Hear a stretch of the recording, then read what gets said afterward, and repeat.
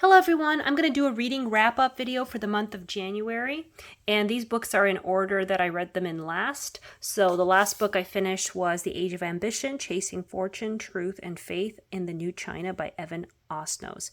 This book was fascinating. In this book, the author kind of goes through I want to say like the last 50, 60 years of Chinese history, maybe more. I forget, it's 2025, so maybe more than that, to kind of go through how China has changed and how it has become a nation of wealth, but also a nation of repression, of freedom of speech, and all kinds of freedoms. So it's a very interesting country, and even a dangerous country that suppresses knowledge and expression, but also promotes the accumulation of wealth. So this is a fascinating book. Anyone who's interested in China and what's been going on in China right now, this is a really good, like a social understanding of where what these people have been through, and also what the government is doing. The government has an interest in keeping its people down and not speaking out, questioning, or even bringing any attention to news that would make China look bad. So I really enjoyed this book. I definitely want to reread this, so I'm going to hold on to this one. I also finished The Gunslinger.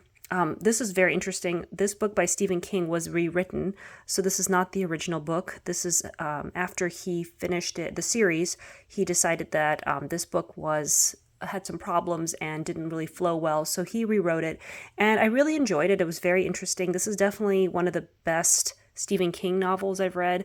It was very interesting. I do want to continue this series, the Dark Tower series. It's a very dystopian, kind of gringy, but also magical world, and it's hard to tell whether we're on a different universe, whether we're traveling between different universes. But I think this book kind of ties into a lot of his other work, such as The Stand and one of the other ones that I've been wanting to read, The Shining. So I know Stephen King has a lot of magic in his work. So this is definitely, I think, tying all the magical books up, the paranormal ones. One of the best books I read in a long time is The Maniac by Benjamin Labatut, and this is the second book I read by him, and the first one was When We Cease to Understand the World. I think that's right.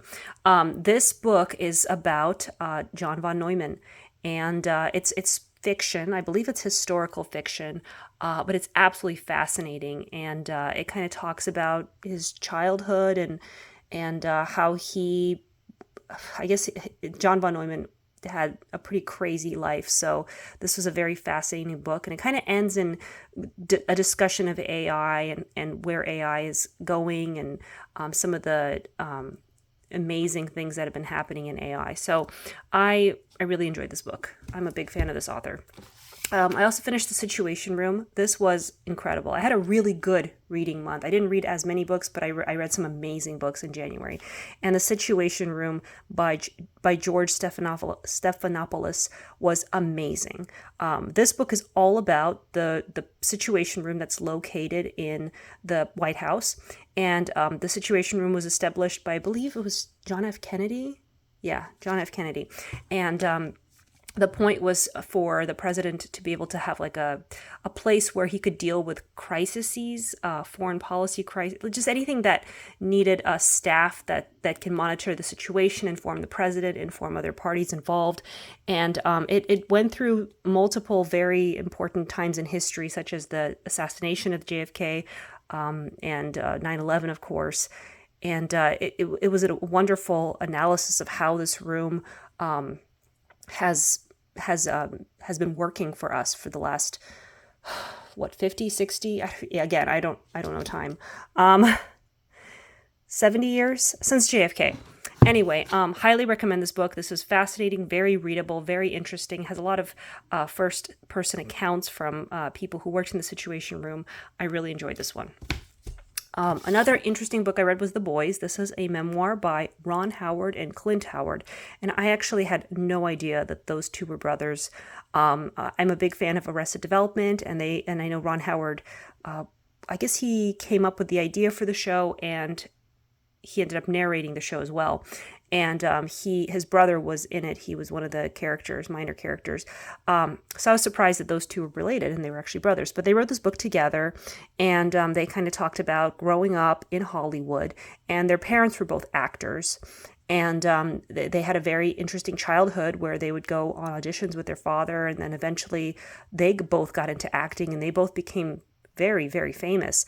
And it was a very positive road to fame.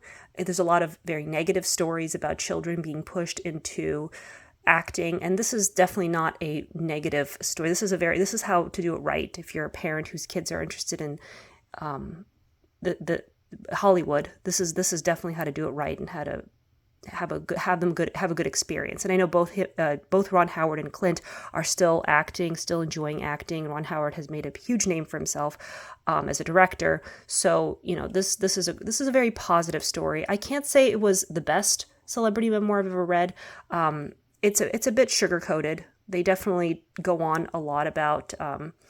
They're very sappy and they're very happy family kind of. It's a very positive book, so not as much chaos as you'd like to have it in a memoir. But this is a positive read. This is a happy, positive book. So I would recommend that. And then finally, the first book I read this year was Uneasy Street: The Anxieties of Affluence. I found this book very interesting. It's a bit. The author, Rachel Sherman, is trying to create a study, like a social study of people who have a certain amount of wealth in New York. But she really does have a very small sample size of just a few families, and she does the best she can with what she has.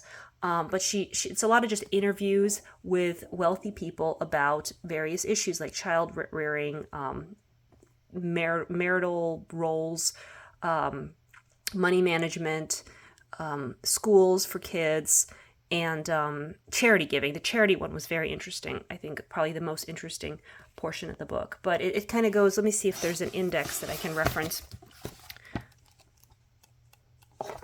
So let's see. Yeah, it's about how they feel about their privilege, and there is definitely a lot of anxiety and guilt.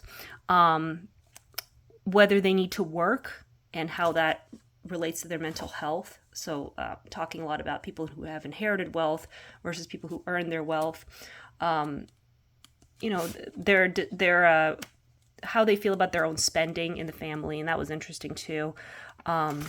Charity, entitlement in couples, parenting. So I definitely enjoyed this book. I can't say this is like the be-all, end-all of social science when it comes to wealth and how the wealthy feel about various issues, because again, the sample size was so small, but it was still a very interesting book. So I definitely want to keep all of the books that I finished this month. I really enjoyed all of them, and I'm definitely not having as a positive time in February. I've already read a couple books that I just don't even need to reread, or I'm having trouble finishing some and thinking about DNFing them. But January was a great month, and had read some really great books. Thanks for watching.